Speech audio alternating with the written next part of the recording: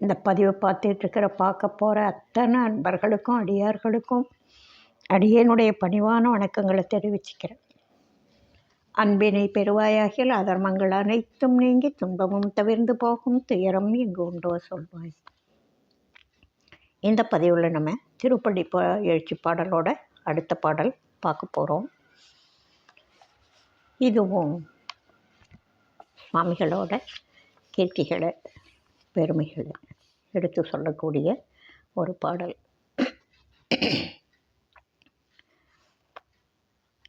ஓது நூல் யாவினும் உறைந்திடும் பொருளை உள்ளுணர்ந்தருளினால் அறிவொளி மிகுந்தே தீதிலா ஆன்மஞான பொருள் திரட்டி திவ்யமாய் உலகினர்க்கே தரற்கெண்ணி கோதிலாடியவர் இருப்பிடம் தேடி கொண்டு சென்றே உபதேசங்கள் அருளும் சாதுவே ரெட்டியப்பட்டியில் தோன்றும் சர்க்குருவே பள்ளி எழுந்தருளாயே.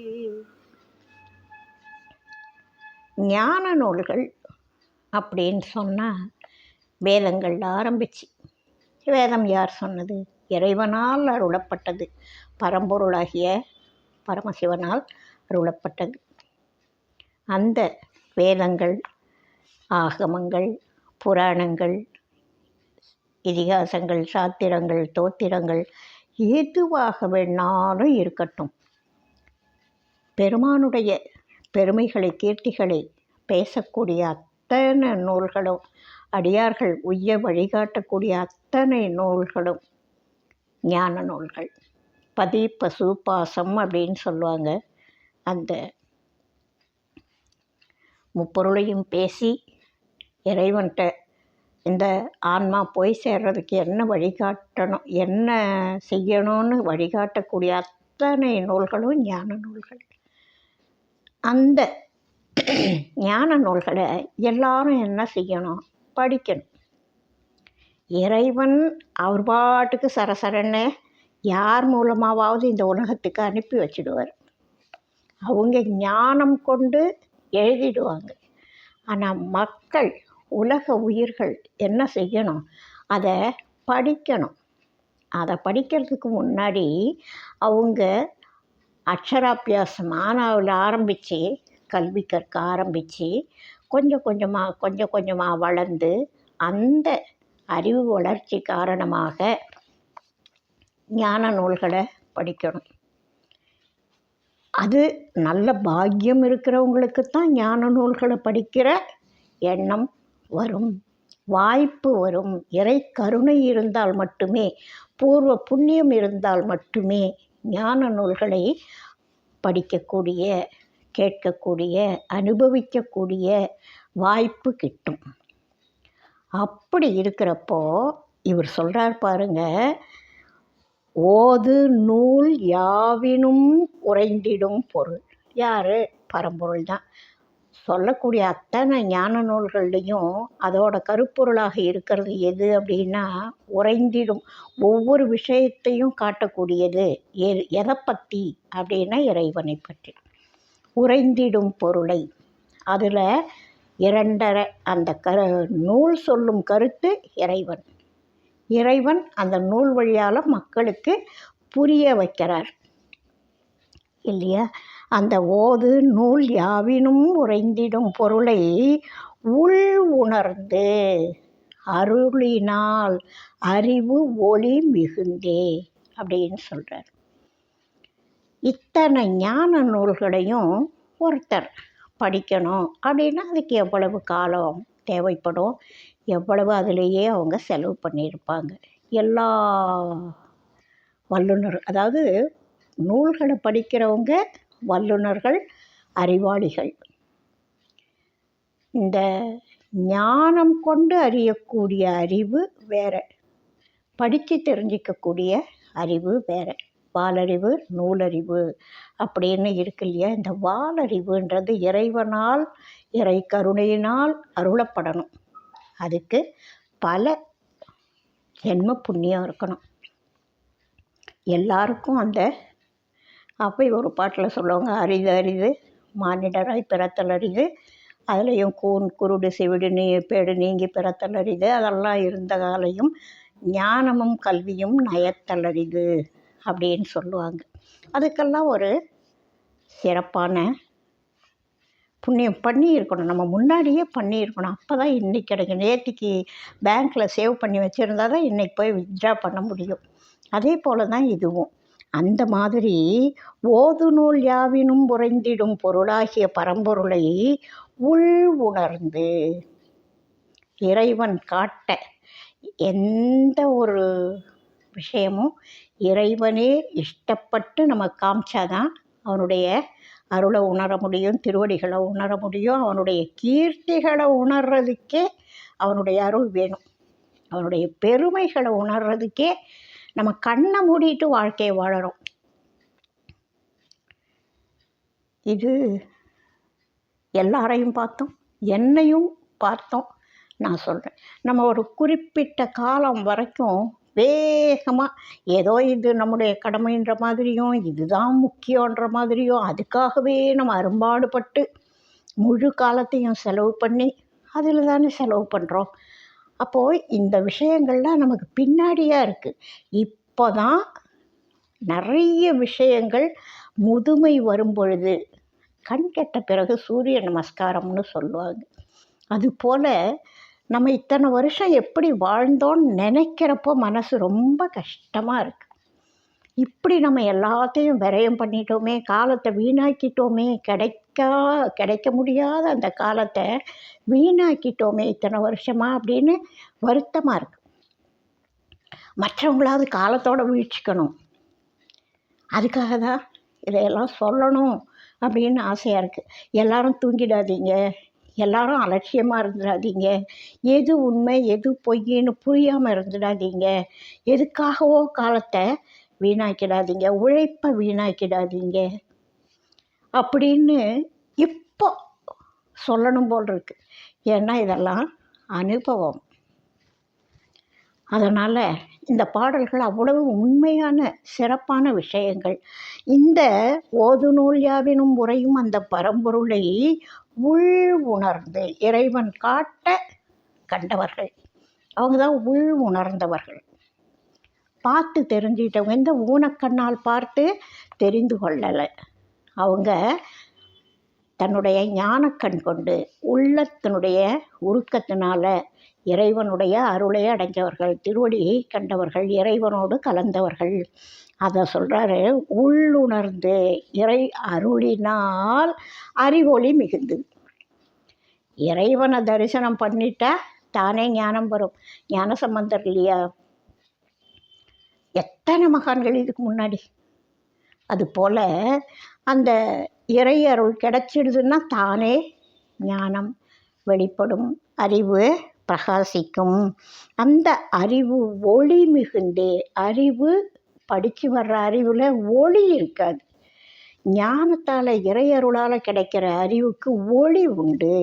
அந்த அறிவு ஒளி மிகுந்தே தீதிலா ஆன்ம ஞான பொருள் திரட்டி, தீதி இல்லாத, குற்றம் இல்லாத, தவறுகள் இல்லாத, பிழை திருத்தம்லாம் பண்ணப்பட்ட ஆன்ம ஞான பொருளை திரட்டி. ஆன்ம ஞானம்னா என்ன, நாம் என்ன செய்தால் இறைவனை அடையலாம் அப்படின்னு சொல்லி அந்த ஞான பொருளெல்லாம் திரட்டுறாராம்.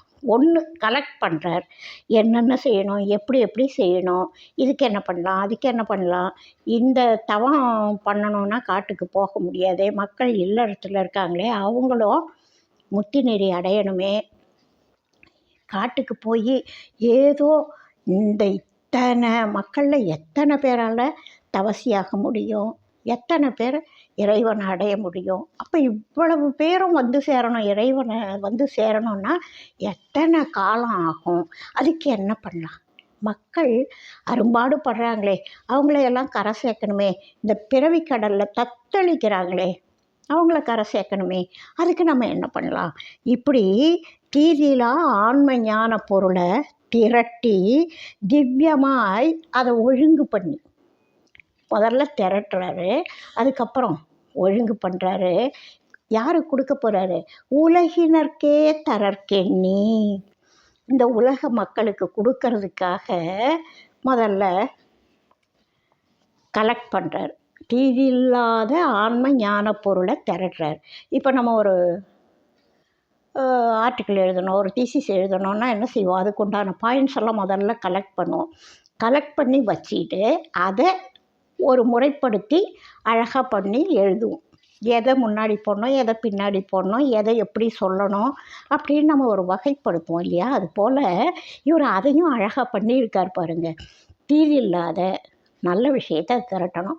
என்ன விஷயம்? ஆன்ம ஞானத்தை திரட்டணும். அதை முதல்ல திரட்டிட்டார், கலெக்ட் பண்ணிட்டார்.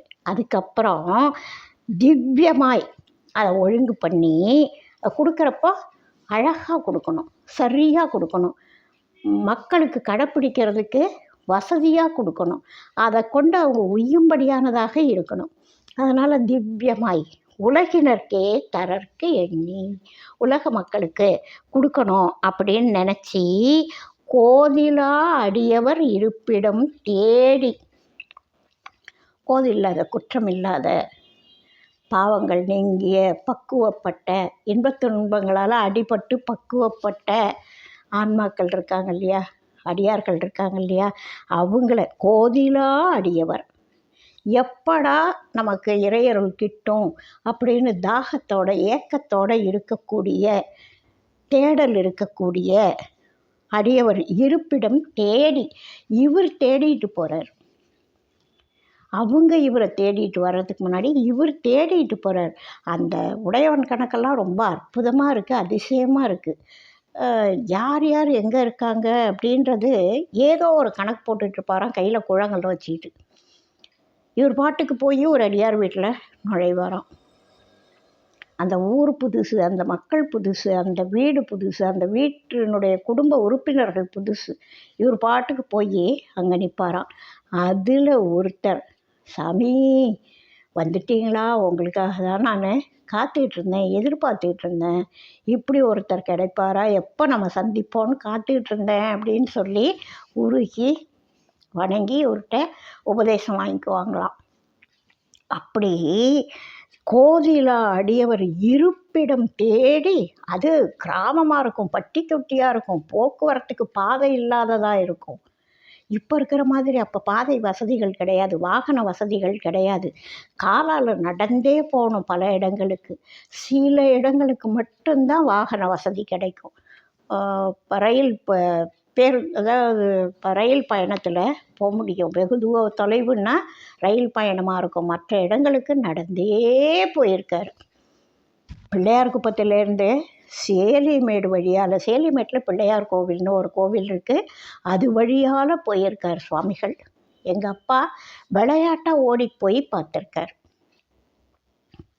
அப்போ இவருடைய எந்த கீர்த்தியும் எங்கள் அப்பாவுக்கு தெரியாது. ஒரு சின்ன பையன், அதாவது பள்ளி பருவம்னு சொல்லுவோம் இல்லையா, ஒரு 7-8 வயசு, 10 வயசுக்கும் கம்மியான பையனாக இருக்கிறப்போ சுவாமிகளை பார்த்துருக்காரு.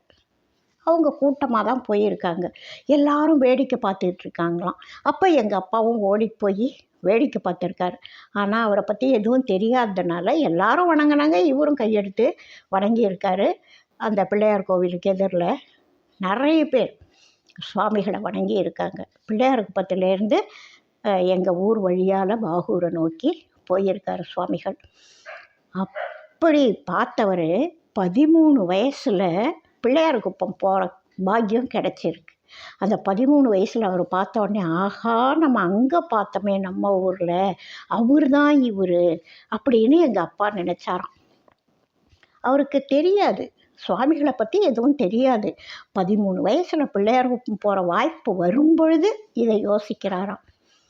அதுக்கப்புறம் அது மேலே அதிக ஈடுபாடு இருந்து நல்ல பரிசுத்த அருட்சட்டடியாராக இருந்த பெற்றோர் எனக்கு அமைஞ்சது உண்மையிலேயே மிக பெரும் பாக்கியம். அப்படிப்பட்ட அந்த சுவாமிகள் என்ன பண்ணார், அதான் நடந்து போவார், அங்கங்கே நடந்தே போவார்.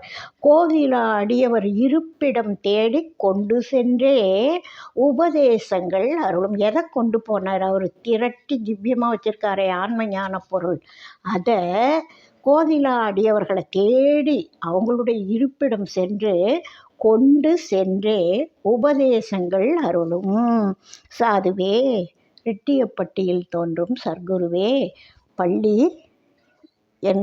எனக்குள்ள நீ பள்ளி எழுந்து எனக்கு அருள் புரியணும் அப்படின்னு சொல்லி கேட்கக்கூடிய இந்த பாடல் மிக அருமையான பாடல். இதையெல்லாம் சொல்லணும் அப்படின்னு நினைக்கிறப்போ எனக்கு ரொம்ப இன்னும் நிறைய சொல்லணும் அப்படின்னு ஆசை வருது. இந்த திருப்பள்ளி எழுச்சி பாடலை தினமும் காலையில் எல்லாரும் சொல்ல சொல்ல இந்த தீதிலா ஆன்ம ஞான பொருளானது நமக்குள் கொஞ்சம் கொஞ்சமாக, நாமெல்லாம் கொஞ்சம் கொஞ்சமாக கற்றுக்கிறவங்க. ஒரே நேரத்தில் அந்த இறையருளால் பெறும் ஞானம் நமக்கு வர்றதுக்கு இன்னும் பக்குவம் வரணும். இப்போ ஒரு 10 வயசு 15 வயசு குழந்தைகிட்ட போய் முதுநிலை கல்வியை பாடத்தை நடத்துன்னு சொன்னால் புரியுமா? அது மாதிரி நம்ம இன்னும் ஆரம்ப நிலையில், அதாவது இந்த இறை நாட்டம் வர்றதே நாம் செய்த புண்ணியம். அதனால் இப்போதைக்கு நமக்கு பெரிய லெவலில் இறைவன் எடுத்த உடனே கொடுக்க மாட்டார். எல்லாரும் கண்ணப்பரா, எல்லாரும் ஞான சம்பந்தரா இல்லையே. அதனால் நமக்கு கொஞ்சம் கொஞ்சமாக அறிவு விளக்கம் செய்வித்து, கொஞ்சம் கொஞ்சமாக உபதேசம் பண்ணி, ஒவ்வொன்றா நம்மளை கூட இருந்து வழிநடத்தி நமக்கு ஆண்டவர் உணர்த்துவார். அதனால் எல்லோரும் இந்த பாடல்களை சொல்லி பழகணும். ஃபஸ்ட்டு ஸ்டெப் நம்ம தான் இருக்கணும். நாம் ஏங்கணும், நாம் கேட்கணும், நாம் அதுக்கான முயற்சிகளை பண்ணணும். நல்லவங்களாக இருக்கணும்னு நினச்சி, நல்லதை அடையணும்னு நினச்சி, நல்ல முயற்சி இருந்தால் தான் எதுவுமே கிடைக்கும். நோற்பார் சிலர், அந்த சிலரில் நாம் இருக்கணும் அப்படின்னு நம்ம நினச்சி நம்ம முயற்சி பண்ணும்பொழுது இறைவன், நாம் ஒரு அடி இறைவனை நோக்கி எடுத்து வச்சா இறைவன் நம்மளை நோக்கி 4 அடி எடுத்து வைப்பாராம். அதாவது நம்மளை நெருங்கி வருவாராம். என் குழந்தை என்னை தேடுதே அப்படின்னு. நம்முடைய அழுகை அதிகமாக அதிகமாக ஓடி வந்து அணைச்சிக்குவார். நாம் எடுத்த உடனே அழமாட்டோம், கொஞ்சம் கொஞ்சமாக தானே அழ முடியும். நம்ம உணர்ந்து அழுவுறது மாணிக்க வாசகருடைய அழுகையை போல் எல்லாருக்கும் எடுத்த உடனே அழுக வராது. ஆனால் அந்த பாடல்களை படிக்கும் பொழுது அழுக வரும். எடுத்த உடனே மாணிக்க வாசகருடைய உருக்கமோ அழுகையோ ஏக்கமோ எல்லாருக்கும் அந்த விதிர்ப்பு விம்மறது எல்லாம் எடுத்த உடனே வராது. கொஞ்சம் கொஞ்சமாக வரும். அதான் அந்த ஞான நூல்களை படிக்கிறப்போ, அருட்பாடல்களை படிக்கிறப்போ நமக்கு அந்த ஏக்கம், அந்த தேவை, அந்த உண்மை கொஞ்சம் கொஞ்சமாக நமக்கு புரிய ஆரம்பிக்கும். அதனால் இந்த நல்ல பாடல்களை கேளுங்க.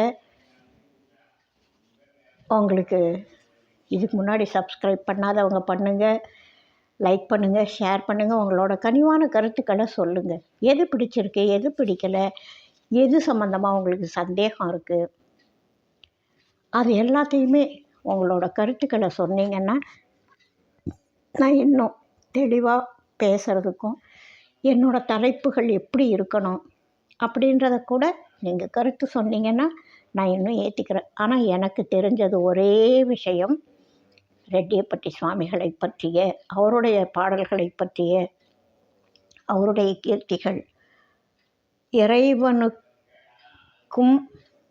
பிள்ளையார் குப்பத்துக்கும் அருட்சட்ட நெறிக்கும் தொடர்புடையவள் அப்படின்ற ஒரே காரணத்தால் சில விஷயங்கள் மட்டுமே எனக்கு தெரியும். நான் மிகப்பெரிய அறிவாளி கிடையாது, ஞானி கிடையாது. ஆனால் எனக்கு தெரிஞ்ச நல்ல விஷயங்களை 4 பேருக்கு சொல்லணும் அப்படின்ற ஆசை நிறைய இருக்குது. அதை வச்சு என்னுடைய சிற்றறிவு கொண்டு சுவாமிகள் சொல்லி இருக்கிறது வேதங்களில் எப்படி சொல்லப்பட்டிருக்கு, ஆகம கருத்துக்கள் எப்படி இதில் விளங்குது, சிவஞான சித்தியாரில் எப்படி சொல்லியிருக்காங்க, சிவஞான போதத்தில் எப்படி சொல்லியிருக்காங்க, அதை ஆண்டவர் எப்படி சுலபமாக சொல்லியிருக்காரு. திருக்குறளில் சொல்லப்பட்டது பூராவும் அருட்சட்ட நெறி. அதில் என்னெல்லாம் நீதி ஒழுக்கம் சொல்லியிருக்காரோ அத்தனையும் அருட்சட்ட நெறியாக இருக்கிறது. தாயுமானார் பாடல்களை பார்க்குறப்ப பல இடங்களில் அருட்பாடல்கள் அப்படியே தெறிக்கி. அது மாதிரி அருட்பாடல்களோடு சார்ந்த விஷயங்கள் மட்டுமே எனக்கு தெரியும். குமரேச சதகத்தில் சொல்லப்பட்டது.